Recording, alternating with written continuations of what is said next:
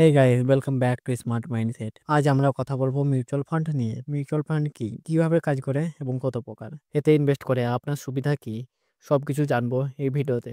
আপনি যদি অর্থনৈতিকভাবে স্বাধীনতা পেতে চান তাহলে এক্ষুনি স্মার্ট মাইন্ডসেট চ্যানেলটিকে সাবস্ক্রাইব করুন এবং বেল আইকন প্রেস করুন যাতে কোনো গুরুত্বপূর্ণ ভিডিও মিস না হয়। আপনার অর্থনৈতিক ভবিষ্যৎ আপনার হাতেই, তাই এক্ষুনি আমাদের সাথে যোগ দিন এবং আপনার ফাইন্যান্সিয়াল জার্নি শুরু করুন। প্রথমেই জেনে নেওয়া যাক মিউচুয়াল ফান্ড কি।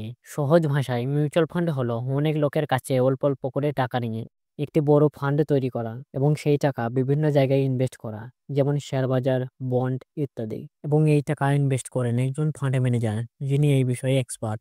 মিউচুয়াল ফান্ডে বিভিন্ন প্রকারের হয়, যেমন ইকুইটি ফান্ড।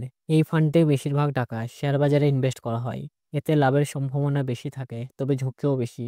2 নম্বর হচ্ছে ডেট ফান্ড। এই ফান্ডে বেশিরভাগ টাকা বন্ডে ইনভেস্ট করা হয়, এতে ঝুঁকি কম তবে লাভের সংখ্যাও কম। 3 নম্বর হচ্ছে হাইব্রিড ফান্ড। এই ফান্ডে কিছু টাকা শেয়ার বাজারে এবং কিছু টাকা বন্ডে ইনভেস্ট করা হয়। মিউচুয়াল ফান্ডে ইনভেস্ট করার অনেক সুবিধা আছে, যেমন আপনি অল্প টাকায় বিভিন্ন জায়গায় ইনভেস্ট করতে পারবেন এবং আপনার টাকা ইনভেস্ট করবেন একজন এক্সপার্ট ম্যানেজার এবং আপনি যখন খুশি আপনার ইনভেস্ট করা টাকা তুলে নিতে পারবেন। মিউচুয়াল ফান্ডে ইনভেস্ট করা খুবই সহজ। আপনি অনলাইন বা অফলাইন দুটোভাবেই ইনভেস্ট করতে পারেন।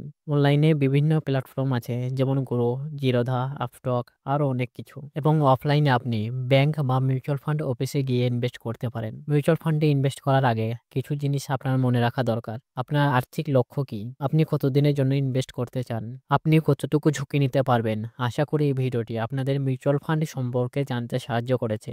যদি কোনো প্রশ্ন থাকে কমেন্ট বক্সে জানাতে পারেন। ভিডিওটি ভালো লাগলে অবশ্যই একটি লাইক দিয়ে বন্ধুদের সাথে শেয়ার করে দিন। ফাইন্যান্সিয়াল রিলেটেড ভিডিও পেতে আমাদের চ্যানেলটিকে সাবস্ক্রাইব করতে ভুলবেন না। আজকের জন্য এইটুকুই, দেখা হবে আবার নতুন কোনো ভিডিওর সাথে।